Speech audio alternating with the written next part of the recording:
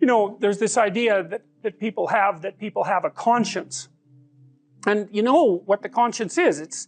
It's this feeling or voice you have in your head just before you do something that you know is stupid, telling you that probably you shouldn't do that stupid thing. You don't have to listen to it, strangely enough. But you go ahead and do it anyways, and then, of course, exactly what the conscience told you was going to happen inevitably happens, so that you feel even stupider about it than you would if it happened by accident. Because you know, I knew this was going to happen, I got a warning it was going to happen, and I went and did it anyways. And the funny thing too is that conscience operates within people, and we really don't understand what the hell that is. So you might say, well, what would happen if you abided by your conscience for 5 years or for 10 years? What sort of position might you be in? What sort of family might you have? What sort of relationship might you be able to forge? And you can be bloody sure that a relationship that's forged on the basis of who you actually are is going to be a lot stronger and more welcome than one that's forged on the basis of who you aren't. Now, of course, that means that the person you're with has to deal with the full force of you in all your ability and your catastrophe, and that's a very, very difficult thing to negotiate.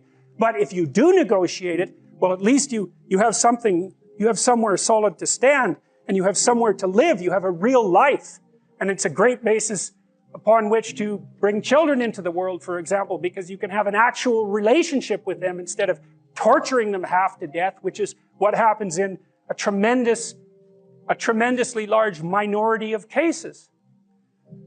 Well, it's more than that too, because, and this is what I'll close with, and this is why I wanted to introduce Solzhenitsyn's writings to you. You see, because it isn't merely that your fate depends on whether or not you get your act together and to what degree you decide that you're going to live out your own genuine being. It isn't only your fate, it's the fate of everyone that you're networked with.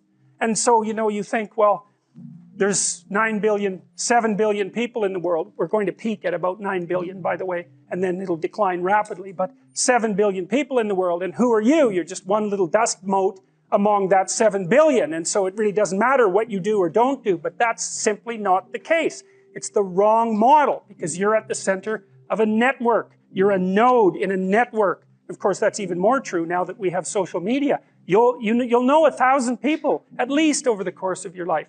And they'll know 1,000 people each, and that puts you one person away from 1 million, and 2 persons away from 1 billion. And so that's how you're connected, and the things you do, they're like dropping a stone in a pond. The ripples move outward, and they affect things in ways that you can't fully comprehend, and it means that the things that you do and that you don't do are far more important than you think.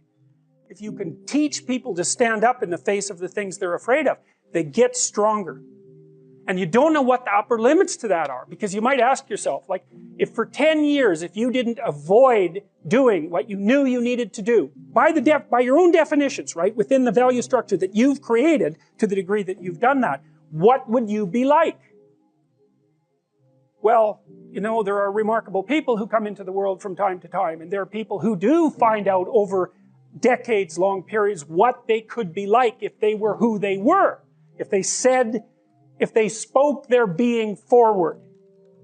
And they get stronger and stronger and stronger, and we don't know the limits to that. We do not know the limits to that. And so you could say, well, in part, perhaps the reason that you're suffering unbearably can be left at your feet, because you're not everything you could be, and you know it.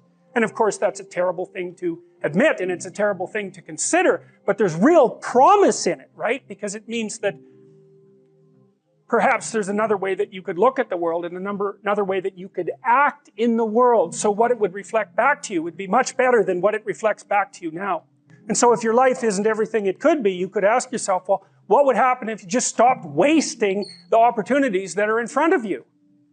You'd be, who knows how much more efficient? 10 times more efficient, 20 times more efficient. That's the Pareto distribution. You have no idea how efficient people get. It's off the charts.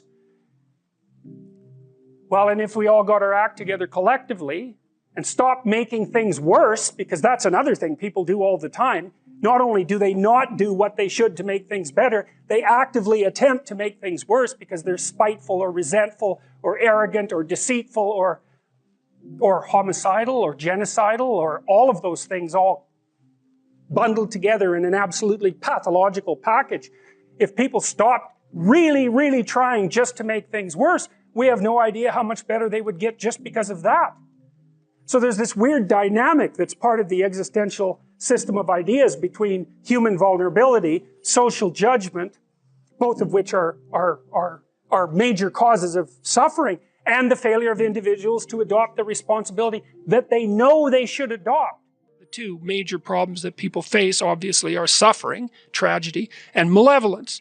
And so that's the other thing that you're responsible for, is that you're supposed to look at the capacity for human evil as clearly as you possibly can, which is a very terrifying thing. You know, that causes post-traumatic stress disorder in people that aren't accustomed to it. And in the mythology that's associated with the encounter with evil, it's almost always the case that the entity that does the encountering, even if it does it voluntarily, is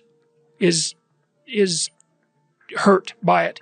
The idea would be that if you can face the malevolence and you can face the suffering, then that opens the door to your maximal potential. And then the optimistic part of that is, and this is why it's so useful to peer into the darkness, let's say, the optimistic part of that is that although the suffering is great and the malevolence is deep, your capacity to transcend it is stronger. If you set out a path towards a goal, which you want to do because you need a goal and you need a path, because that provides you with positive emotion, right? So you set up something as valuable, so that implies a hierarchy. You set up something as valuable. You decide that you're going to do that instead of other things, so that's kind of a sacrifice, because you're sacrificing everything else to pursue that.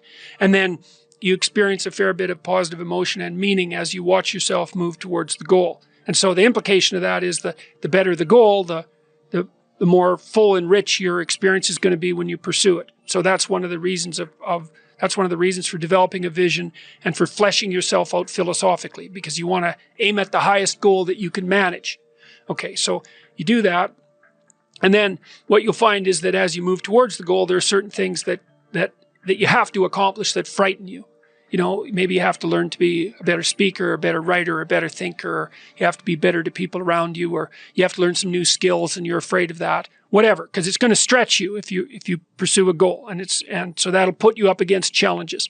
Okay, so all the clinical data indicates, well, the opposite of safe spaces, as Jonathan Haidt has been pointing out, that what you want to do when you identify something that someone is avoiding that they need to do because they're afraid, you have them voluntarily confront it. And so you break it down. What you try to do, if you're a behavior therapist, is you break down the thing they're avoiding into smaller and smaller pieces until you find a piece that's small enough so they'll do it. And it doesn't really matter as long as they start it. You know, then they can put the next piece on and the next piece. And what happens is they don't get less afraid exactly. They get braver.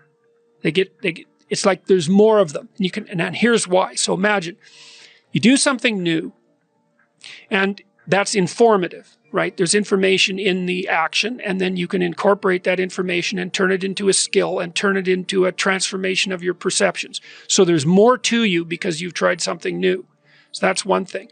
But the second thing is, and there's good biological evidence for this now, that if you put yourself in a new situation, then new genes code for new proteins and build new neural structures and new nervous system structures. Same thing happens to some degree when you work out, right? Because your muscles are responding to the load, but your nervous system does that too. So you imagine that there's a lot of potential you locked in your genetic code. And then if you put yourself in a new situation, then the stress, that's the situational stress that's produced by that particular situation, unlocks those genes and then builds new parts of you. And so that's very cool, because who knows how much there is locked inside of you. Okay, so now here's the idea. So let's assume that scales as you take on heavier and heavier loads. That more and more of you get more and more informed because you're doing more and more difficult things, but more and more of you gets unlocked. And so then what that would imply is that if you got to the point where you could look at the darkest things, so that would be the abyss, right? That would be the deepest abyss. If you could look at the harshest things, like the most brutal parts of the suffering of the world and the malevolence of people and society, if you could look at that straight and directly, that would turn you on maximally. And so that's the idea of rescuing your father, because imagine that you're like the potential composite of all the ancestral wisdom that's locked inside of you biologically. But that's not going to come out at all unless you stress yourself, unless you challenge yourself. And the bigger the challenge you take on, the more that's going to turn on. And so that as you take on a broader and broader range of challenges and you push yourself harder, then more and more of what you could be turns on, and that's equivalent to transforming yourself into the ancestral father, because you're like the, what would you call it? You're the consequence of all these living beings that have come before you, and that's all part of your biological potentiality.